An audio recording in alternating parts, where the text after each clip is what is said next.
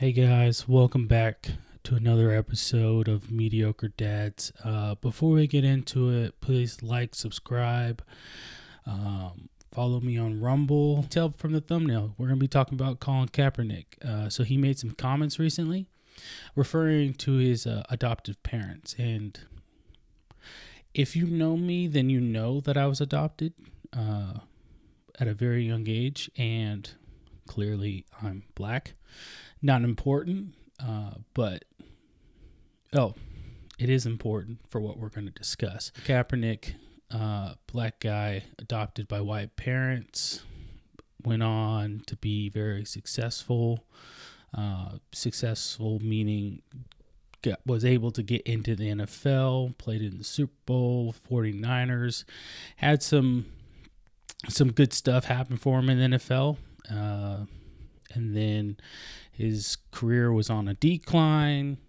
My personal opinion, based off watching, his career was on a decline, and then got benched. But then this is when around the time when all these things about racial injustice was coming out, and so then he started kneeling during the national anthem, and then that's where he gets his notoriety today. He's the social justice warrior, if you will, for black injustice that he feels that goes around, or that occurs in America. Not getting political, but just giving you a little background on who Colin Kaepernick is. And where we're going to pick up, though, is he did an interview with CBS Morning, or Good Morning, and they were talking about a book he just published and some of the things within the book. And within there, he was talking about how he wanted cornrows. Nick made the following comments in regards to his parents. He said, and I quote, "I know my parents loved me, but there were still very problematic things that I went through. I think it was important to show that, no, this can happen in your home and how you move forward collectively while addressing the racism that is being perpetuated." The article goes on to say, Kaepernick revealed that when he had cornrows as a child, his mother said, "Your hair's not professional. You look like a little thug." And this is coming from Kaepernick. This is what he said, or he claims his mom said to him when he wanted cornrows. Backstory, why he wanted cornrows was because he claimed his idol was Allen Iverson. Took his cues from Allen Iverson, who he says wore his blackness like a suit of armor. As a teenager, Kaepernick wanted cornrows. And again, this is kind of where the story goes from there, and how she said it looked unprofessional and whatever the case might be. Claimed that his parents were racist. He said that he loved his parents. He just didn't think that they allowed him to experience the black side or the black culture to the fullest extent. And, you got to understand that growing up with white parents, they didn't grow up in black culture, so how do you expect them to know what black culture is themselves? Which is not bad or a good thing or whatever the case might be, but, that's a lot of expectation without any logic. My personal opinion on that. But the biggest stories, right, is coming out is he's talking about basically is that he is more or less came out and called his parents racist, right? The people that raised him gave him a home and took him to football practice to get him to the point where he is today in the NFL, or where he was at one point in the NFL. He made a lot of money. And he's made a lot of money, especially with the Nike deal that he just did, or he recently did, when he was kneeling for the national anthem and all that.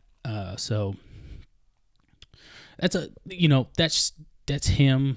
That's his beliefs.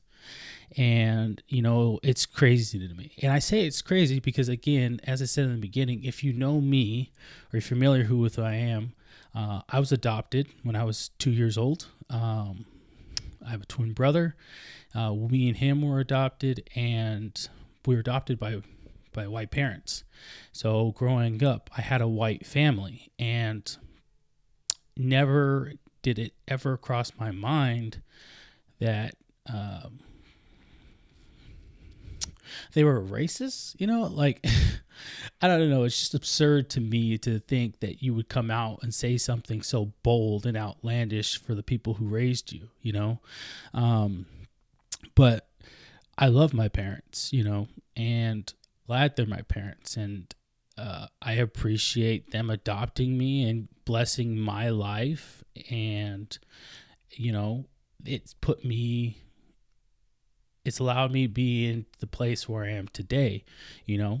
And this correlates all, right, because of being, now that I'm a dad of 2 girls,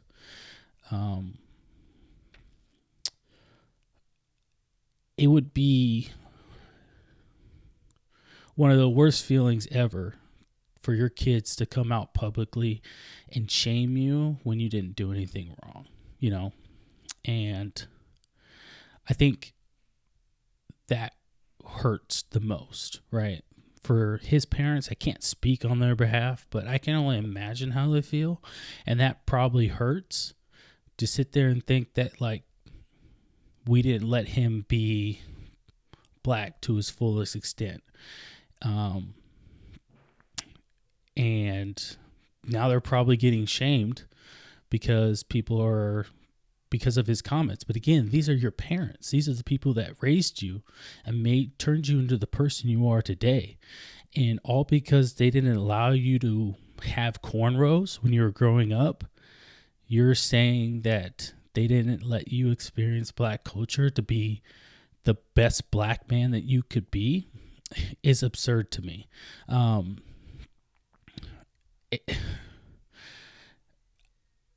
Being black is not about following certain stereotypes, having certain hairstyles, wearing certain clothes, acting a certain way, being a certain way, right? My entire life has been, oh, you're an Oreo, you know what I mean? I'm black on the outside, but white on the inside, because I speak well, I pronunciate my words, I enunciate my words, I speak clearly, you know. How I carry myself is different from what is stereotypically seen within the black community or portrayed on TV to be the black community. You know, there's a lot of smart black people out there in all different, there are a lot of smart black people out there, right? Ben Carson, today's world, right? He's a freaking brain surgeon, you know? So he's a smart person. He doesn't act stereotypical or doesn't portray himself to be, you know, what is portrayed on TV is of what is being black. Barack Obama, he doesn't do those things, you know. And so why is it that there's very few black people who carry themselves in a manner in which society, in my opinion, would deem appropriate, and they're outliers rather than the norm? That's another topic and conversation for another time. But my point here today is primarily to say that everything happens for a reason. And I was blessed and fortunate enough to be adopted by a family who had kids and still adopted me and my twin brother and kept us together and raised us. And that's a love and a blessing that I would never squander or step on, you know, because I love my parents. And like I said, they turned me into the man I am today. And I like to think that I'm a good man, Mediocre Dads is, being a dad is the best job in the world for me. I can't speak for everybody else out there, but it's my favorite job. And I know I said it's a job, but meaning it's my favorite thing to do. It's one of the only things I've ever wanted to do in life, and I felt I was ready. Being a dad is important to me because growing up, being adopted, I'm not my dad's not my biological dad. So some of those quirks, nature versus nurture, right, type things, but some of those quirks, so the DNA is not the same. And, growing up, I did have questions on why I did things a certain way versus another way, or why I was the way I was, and kids want to know where that comes from, right? And when they see their parents and they can say like, oh, I get that from my dad, or I get that from my mom, it kind of puts you at ease to and answers some of those questions that you have growing up. And so, again, this is not me bashing on my parents by any means. Again, I love them and I really appreciate being adopted, but it's again, sometimes when you're in that position, you do wish that your birth parents, the parents who are the parents who gave birth to you, were your parents, so you can ask them those questions, and figure out who you are and why you are the way you are. I don't know if anybody else experienced that when they were a kid. That's just me, maybe. But being adopted, I didn't want. I wanted my own kids because I wanted to be the best dad that I could be, and my dad taught me how to be a good dad. But I want to be a better dad. Not to say he's a bad dad, but what I'm saying is I want to be the best dad that I can be, and I want my kids to know that dad was there, he tried, he was present, and growing up, that they never have to worry about, well, my dad's not here, or my dad's, I don't know my dad, or my dad's this, my dad's that. No, dad was there, dad was present, he was the best dad that he knew how to be, and he led and he took care of his family, because that's important to me. It's a very important family.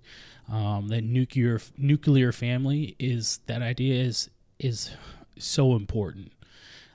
Dads are so important, and I think that we need to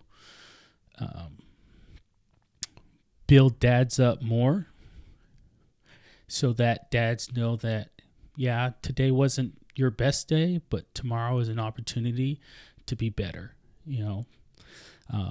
The podcast name is Mediocre Dads,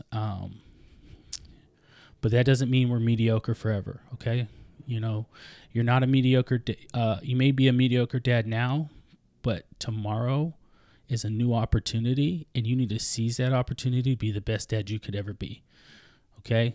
So you're going to make mistakes, you're going to stumble, you're going to fall, your kids are going to forgive you, believe it or not. Especially if you have toddlers, it takes them all of 3 seconds to forget. Or, okay, 3 seconds is dramatic, but all of 5 minutes, and next thing you know, you're like, forgive me, I'm sorry, and they're like, okay, do you want to play? Thank you for stopping by. Again, this is Mediocre Dads. Like, subscribe, comment what you think. Tell me what you thought of this week's episode. Personal thoughts, personal opinions on what Colin Kaepernick said about his parents. Again, follow me on Instagram and Facebook. I post content on there daily. But until then, see you next time.